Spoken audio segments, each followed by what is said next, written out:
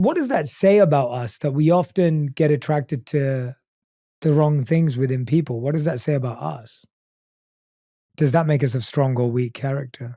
I know that I tend to get involved with narcissistic people. It's a weakness of mine, right?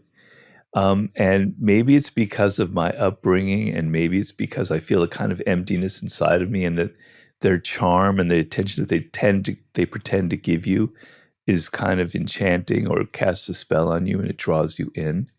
Yeah, so if you're dealing with your own weaknesses and your own emptiness inside, you're going to be drawn to people who fill that up.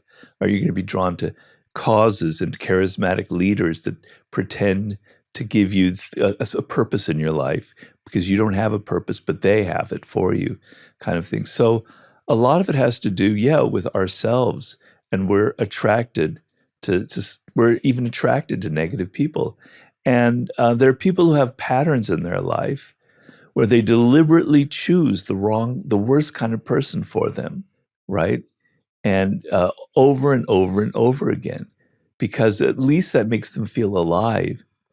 At least the pain of it, gives them a sense of something dramatic, and so they deliberately bring on that kind of pain. So it's complicated, yeah. When you said that often we feel an emptiness inside, and you were saying maybe because of your upbringing, you felt that emptiness inside as well. Have you tried to fill that emptiness, or is there another solution?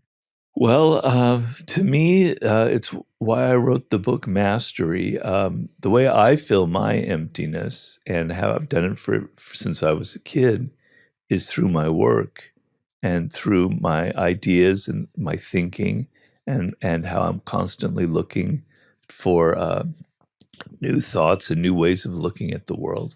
So I find that if I didn't have my work as kind of, some people think of work as something that you just have to do, right? It's just a way to get money. But for me, it's a way to feel like I'm a human being, that I am who I am. I was destined to write these books, and it gives me every day I wake up and I know this is what I need to accomplish, et cetera, et cetera. And so that's why I read so many books. That's why I'm so intrigued by ideas. That's why I'm writing a book right now about a subject that very much captivates me, because it does feel that inner kind of emptiness. But on the other hand, as someone who meditates and practices a form of Zen meditation, there is a purpose to emptiness, right? It's not necessarily good to be always having to fill things up in your brain, like you're just pouring food into your system. There is something actually kind of intrinsically beautiful about the idea that there is emptiness, that I don't really have a self, that there is actually not, that there is no such thing as a mind. Actually, it's an illusion that we create, right?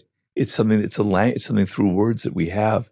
So that sense of emptiness, that I don't have an ego, or that I'm confronting the world and I'm just hearing and seeing things as they are, is actually a beautiful thing. So I have to kind of struggle against this idea of always having to fill myself up.